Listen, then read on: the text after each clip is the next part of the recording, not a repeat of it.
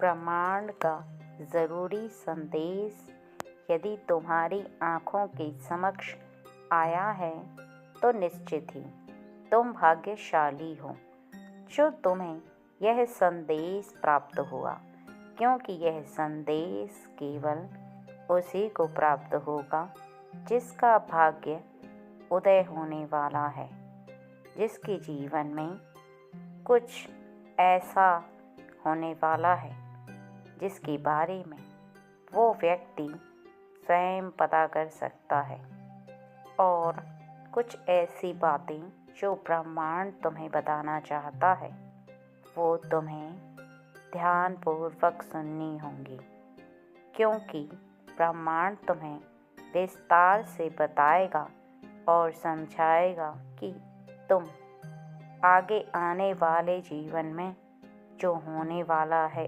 उसके बारे में कैसे पता कर सकते हो, और तुम्हारे जीवन में तुम कैसे चमत्कारी परिवर्तन ला सकते हो। तुम कैसे ब्रह्मांड की शक्तियों को अपनी ओर एक कार्य करके आकर्षित कर पाओगे, वो देख पाओगे जो तुम्हें खुली आँखों से भी शायद दिखाई ना दे।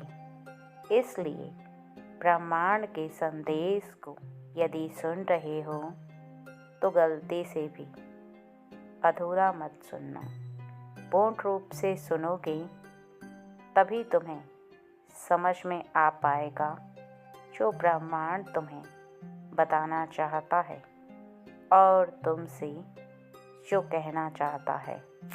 तुम्हारे लिए इस बात को समझना ज़रूरी है कि किसी भी कार्य को करने के लिए या किसी भी आगे आने वाले समय को देखने के लिए, उसे परखने के लिए तुम्हारे अंतर आत्मा को तुम्हें बलवान करना होगा।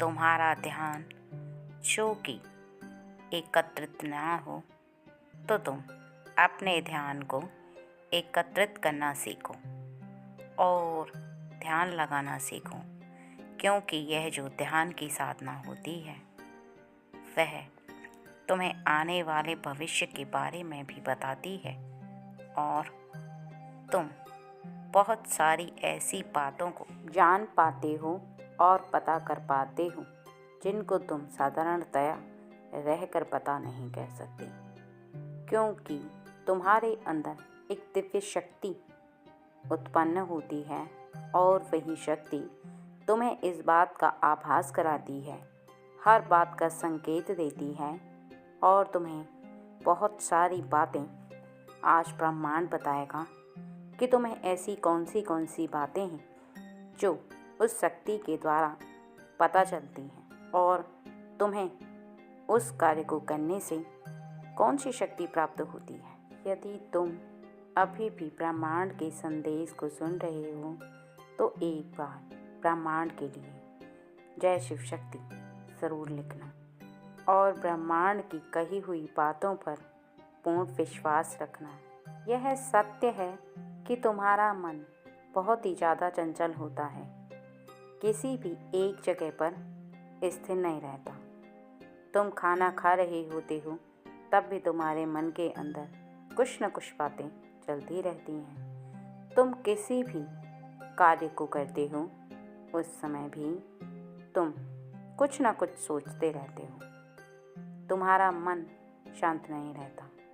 केवल जब तुम सो जाते हो उसी समय तुम्हारे मस्तिष्क को आराम मिलता है, और इसी शक्ति को इकट्ठा करने के लिए, जिस शक्ति को ब्रह्मांड बताने वाला है, तुम्हें दिन में एकांत मन करना होगा, और एकांत मन की साधना को उत्पन्न करने के लिए और जीवन में होने वाले बातों पर विचार करने के लिए तुम ऐसा कार्य करो जिस कार्य के लिए तुम सोच रहे हो या जिस बात के बारे में तुम सोच रहे हो उस बात के बारे में यदि तुम जानना चाहते हो तो सबसे पहले तुम प्रातःकाल सूर्य निकलने से पहले उठ जाओ और बिना किसी से बात किए हुए,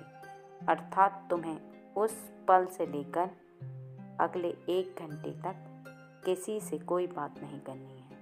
किसी भी एक ऐसी जगह पर बैठना है जिस पर तुम्हारा मुख पूरब की तरफ हो और तुम शांत मन से आँखों को खोल कर बैठो और किसी एक चीज़ को बार बार देखो। तुम चाहो तो किसी मूर्ति को सामने रख लो, तुम चाहो तो किसी फूल को सामने रख लो। तुम जिस चीज़ को रखना चाहो उसे रख सकते हो और खुली आँखों से केवल उस चीज़ को तुम्हें देखना है। उस समय तुम्हारे मन के अंदर तुम्हें कोई भी बात ना तो सोचनी है और ना लानी है। सत्य तो यह है कि जब तुम ऐसा करोगे, तुम्हारा सुबह का समय, जो कि रात भर तुम्हारा मन शांत रहता है, और जब तुम सुबह उठते हो तो करीबन तुम्हारा मन 1 से 2 घंटे शांत ही रहता है। तुम्हारे मन में जल्दी कोई विचारधारा ना तो उत्पन्न होती है और ना तुम जल्दी से कोई बात सोचने बैठते हो, क्योंकि उस समय तुम्हारा मन जगने के पश्चात भी रात्रि की जो शांति है वो रहती है तुम्हारे मन के अंदर। जैसे ही तुम उस एक चीज़ को ध्यान से देखना प्रारंभ करोगे और शांत मन से ओम का उच्चारण करोगे, तुम्हारा मन और भी ज़्यादा शांत होता जाएगा और एकत्र होता जाएगा। तुम बार बार ओम का उच्चारण करने के पश्चात अपने मन को देखोगे कि तुम्हारा मन एक शून्य पर जाकर रुक गया है, बहुत शांत है, बहुत खाली है, वहाँ पर कोई भी बात नहीं है। तुम एक ऐसी शक्ति को महसूस कर पा रहे हो जो शक्ति तुम्हारे निकट है। तुम आभास करो, तुम जिस शक्ति को अपने करीब देखना चाहते हो उस शक्ति का आभास करना प्रारंभ करो। वह शक्ति तुम्हारी ब्रह्मांड की हो सकती है, किसी भी दैवी शक्ति की हो सकती है, या तुम्हारे इष्ट देवता हो सकते हैं। तुम जिसको अपने करीब देखने का प्रयास करोगे वो शक्ति निश्चित ही तुम्हारे करीब आ जाएगी और उसके बाद तुम अपना ध्यान लगाना प्रारंभ करो। उसी समय, उसी क्षण आँखों को पूर्ण रूप से बंद कर लो और तुम्हें बंद आँखों से भी वही वस्तु पर ध्यान लगाना है जिस वस्तु पर तुमने खुली आँखों को देखा था, और फिर उसके बाद ओम का उच्चारण करना है। इसके बाद तुम्हें उस बात के बारे में सोचना है जिस बात को तुम आगे होता हुआ देखना चाहते हो, अर्थात किसी कार्य के बारे में तुम सोचते हो, बार बार सोचते हो, लेकिन तुम्हें उसका उत्तर नहीं मिल रहा, या तुम जान नहीं पा रहे कि वो कार्य संपूर्ण होगा भी या नहीं, या अधूरा ही रह जाएगा। तुम पता नहीं कर पा रहे कि तुम उसे पूरा कर भी पाओगे या नहीं कर पाओगे, या तुम्हारी शक्ति इकट्ठी हो पाएगी उस कार्य को पूर्ण करने के लिए या नहीं। तुम असमंजस में पड़े हुए हो और समझ में नहीं आ रहा था, तो तुम्हें जब यह कार्य करने के बाद मन में उस बात को लाना है, तुम्हें अपने आप ही उसका उत्तर मिल जाएगा, और इसका उत्तर भी मिल जाएगा कि तुम उस कार्य को पूर्ण कर पाओगे या नहीं कर पाओगे। तुम शक्ति को इकट्ठा कर पाओगे, अपनी उस शक्ति को जो तुम्हारे अंदर विद्यमान है, उस कार्य पर पूर्ण होने के लिए इसी एकत्र करने की शक्ति को लगा पाओगे और ज्ञात भी कर पाओगे। इसके साथ साथ तुम्हें कुछ और बातों का भी ज्ञान होगा। यदि तुम इस साधना को करते करते उस शक्ति को प्राप्त कर लेते हो, जो शक्ति एक ऐसी शक्ति है जो तुम्हें हर चीज़ का आभास कराती है। इसके साथ साथ तुम्हारी ध्यान लगाने की जो साधना है, अर्थात मन को एकत्र करने की साधना, तुम्हारे मन पर तुम स्वयं काबू कर सकते हो। तुम कौन सा कार्य करोगे, कौन सा कार्य नहीं करोगे, इसमें तुम्हारा ध्यान इस साधना को करने के पश्चात ना तो बिल्कुल भी भटकेगा और ना ही तुम्हारा मन जितना अभी चंचल है उतना चंचल रहेगा, बल्कि तुम जिस कार्य को कर रहे हो या करना चाहोगे उस पर अपना पूर्ण ध्यान लगाकर तुम कर भी पाओगे। इसके साथ साथ तुम इस बात को बहुत अच्छे से समझ लोगे, जो इंसान अपने मन पर काबू करना सीख जाता है वह संसार के किसी भी काम पर सफलता हासिल कर लेता है और असल में वही सच्चा इंसान होता है जो खुद के हृदय पर खुद काबू कर सकता है। उसे क्या सही है क्या गलत है इस बात का भी आभास रहता है, क्योंकि ऐसा व्यक्ति कभी भी जल्दी से ना तो अपने मन को भटकने देता है और ना ही गलत कार्यों को करता है, क्योंकि जब उसे अपने मन पर काबू रहता है तो वो चुने हुए कार्यों को करता है, बिना मतलब के कार्यों में अपना ना तो समय गंवाता है और ना ही यहाँ वहाँ अपने मन को भटकने देता है। बस इतना समझ लो कि इस संसार का सबसे महान और बलशाली इंसान होता है जो खुद पर काबू रख पाता है, अर्थात खुद की इंद्रियों पर, खुद के मन पर और खुद पर पूर्ण रूप से संयम कर पाता है। ऐसा ही व्यक्ति विजय प्राप्त कर पाता है। इसके साथ साथ यदि तुम ध्यान की शक्ति से ईश्वर को महसूस कर सकते हो तो तुम यह भी पता कर सकते हो कि तुम्हारे आने वाले समय में कौन कौन से कार्य पूर्ण होंगे और कौन कौन से कार्य अधूरे रह जाएंगे, क्योंकि तुम्हारे मन के अंदर वह शक्ति उस समय उत्पन्न हो जाएगी और वही शक्ति तुम्हें बताएगी कि तुम कौन से कार्य पर खरे उतर पाओगे और कौन से कार्य पर नहीं। लेकिन इस शक्ति के लिए तुम्हें ध्यान साधना के साथ साथ और भी कार्यों को करना होगा, जैसे कभी भी तुम्हें झूठ नहीं बोलना, कभी भी तुम किसी के साथ धोखाधड़ी ना करो, क्योंकि सच्चाई की तुम्हारे पास शक्ति होनी चाहिए और अच्छाई की भी तुम्हारे पास शक्ति होनी चाहिए। तभी तुम अपने ध्यान को एकत्र करने के लिए, उस शक्ति को प्राप्त करने के लिए अपने ध्यान को पूर्ण रूप से लगा पाओगे।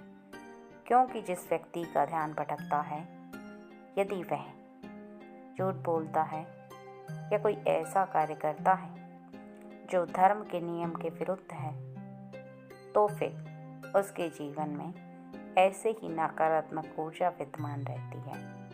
फिर वह चाहे तब भी सकारात्मक ऊर्जा को अपने जीवन में ना तो विद्यमान कर सकता है और ना ही चाह कर भी वो अपने मन को शांत रख सकता है, क्योंकि उसके अंतर आत्मा पर एक बोझ होता है, क्योंकि वह व्यक्ति जानता है कि वह गलत कर रहा है, लेकिन लालचवश उन कार्यों को करता जाता है और ऐसे भंवर में फंसता है जहाँ से वो निकल भी नहीं सकता और उस कार्य को छोड़ भी नहीं सकता, क्योंकि उसकी आदत और उसकी लत उसे लग जाती है।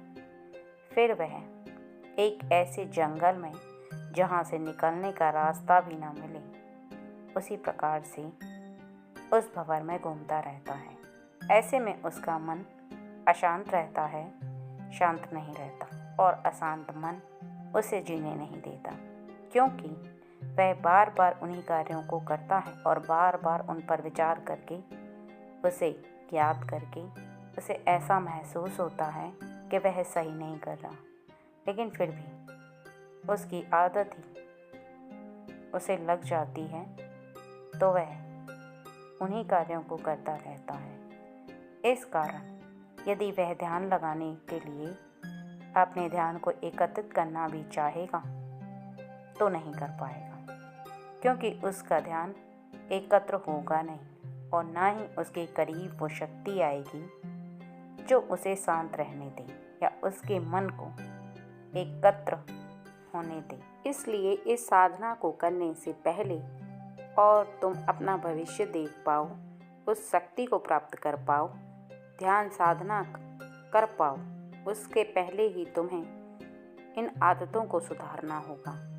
यदि तुम झूठ बोलते हो, विश्वसनीय बातें नहीं करते, तो सबसे पहले तुम अपने अंदर की इस आदत को पूर्ण रूप से सुधारो, क्योंकि सबसे पहले तुम अपने आप को दूसरों के प्रति विश्वास के लायक बनाओ। उसके पश्चात ही तुम किसी भी शक्ति को प्राप्त करने के लिए अपने मन को शुद्ध कर पाओगे और अपने ध्यान को एकत्र करना सीख पाओगे, अर्थात खुद पर नियंत्रण करना सीख पाओगे। और उस शक्ति को भी प्राप्त करना तुम्हारे लिए आसान होगा, जिस शक्ति को प्राप्त करने के पश्चात तुम आगे के बारे में सोच भी सकते हो और आगे के बारे में पता भी कर सकते हो, क्योंकि तुम्हारा मन शांत रहेगा और तुम्हारे मन के अंदर वो बातें अवश्य आएंगी, क्योंकि तुम्हारे हृदय में विराजमान होकर दैवी शक्ति तुम्हें उस हर बात का उत्तर देगी जिस बात को तुम मन से सोचोगे और पूछना चाहोगे। खुद से, दैवी शक्ति से आगे क्या होने वाला है उसका आभास भी तुम्हें होने लगेगा। इस बात को समझ लो कि यदि तुम्हें संसार में किसी भी कार्य को पूर्ण करने की शक्ति चाहिए, तो तुम्हें पहले कुछ आदतों को सुधारना ज़रूरी है। और उनमें से एक आदत और भी है। यदि तुम बड़ों का अपमान करते हो, उन्हें कटु वचन बोलते हो, उनका निरादर कर देते हो, वाणी मीठी नहीं बोलते, तब भी तुम अपने ध्यान को एकत्र नहीं कर सकते और ना ही तुम उस शक्ति को प्राप्त कर सकते हो। तुम्हें खुद के अंदर परिवर्तन लाना होगा। सबसे पहले परिवर्तन लेकर आओ, उसके बाद तुम अपने आप पर नियंत्रण लगाने वाले इस कार्य को जब प्रारंभ करोगे तो कुछ ही दिन में खुद पर नियंत्रण करना सीख जाओगे।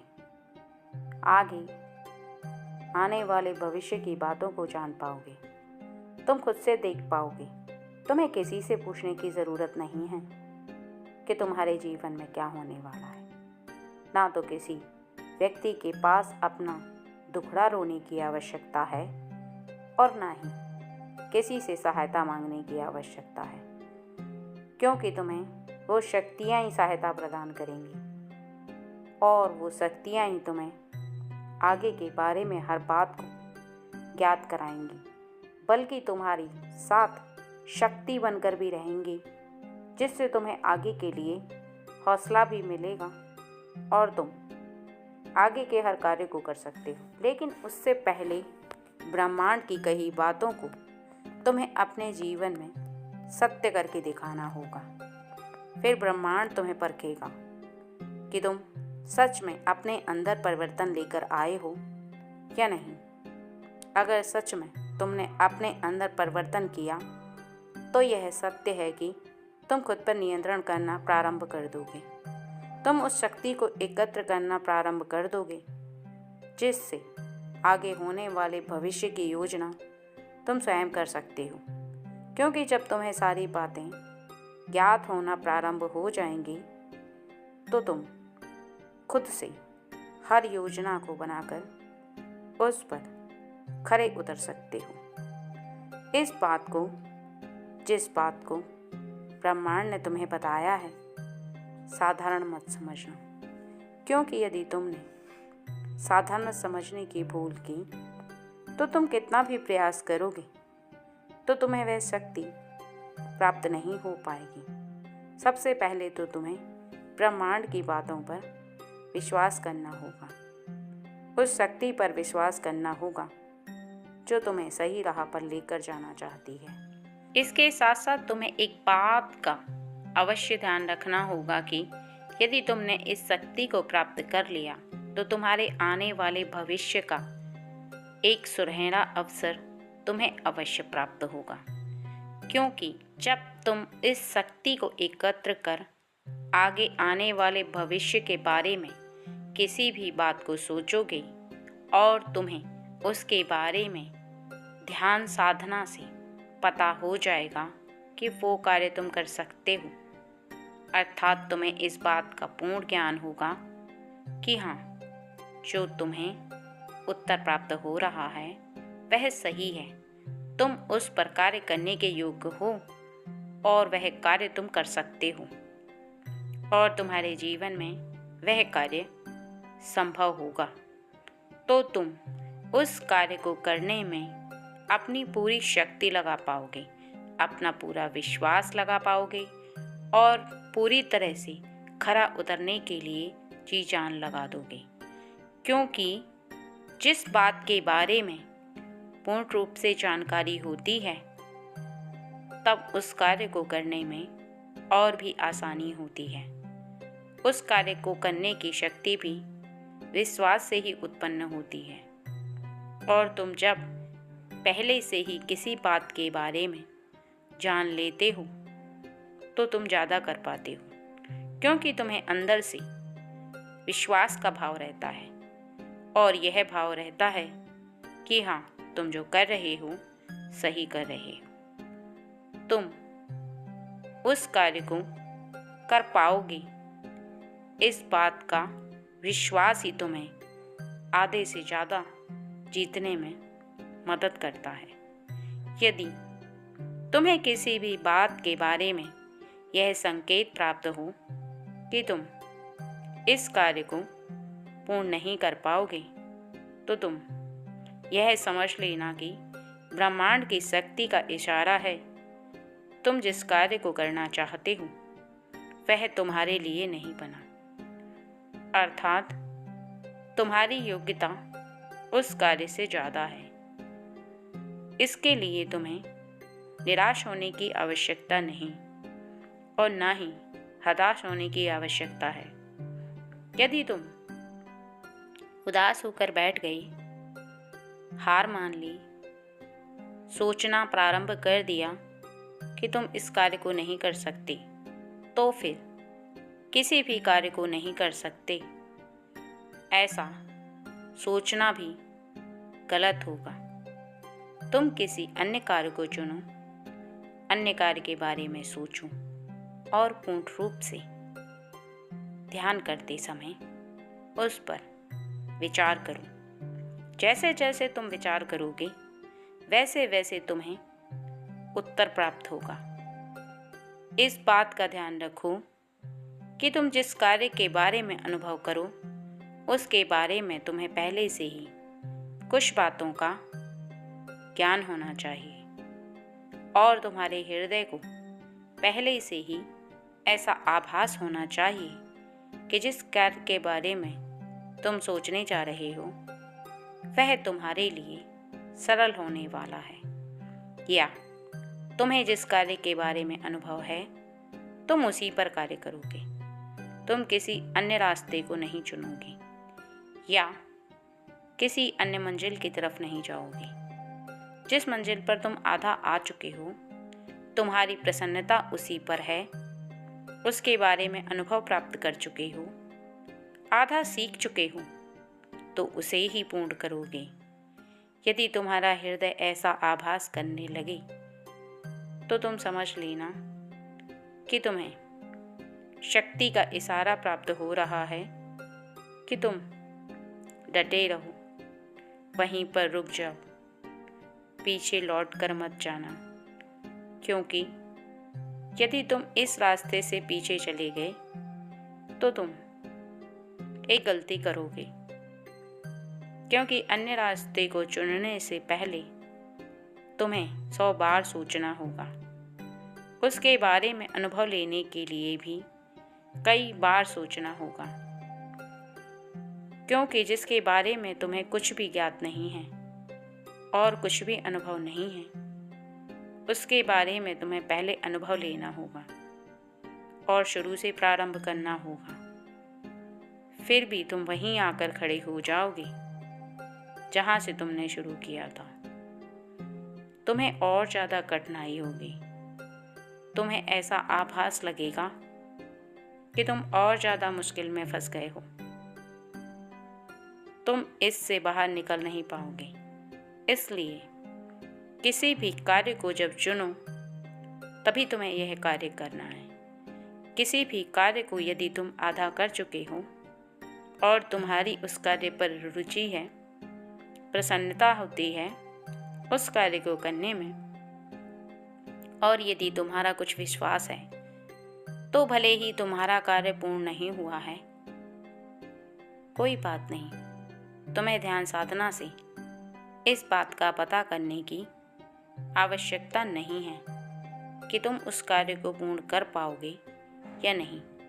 आगे के बारे में सोचने की आवश्यकता नहीं है, क्योंकि यदि तुम खुश होकर उस कार्य को कर रहे हो और तुम्हारी योजना पहले से बनी हुई है, तुम आधा पार कर चुके हो, तब तुम यदि ध्यान लगाकर इस बात के बारे में सोचोगे, पूछोगे, और यदि ब्रह्मांड की शक्ति ने तुम्हें इस बात का इशारा दे दिया कि वह कार्य अधूरा है, कब पूर्ण होगा पता नहीं, तो तुम और ज़्यादा मुश्किल में फंस जाओगे। तुम ना आगे जा पाओगे और ना पीछे चल पाओगे।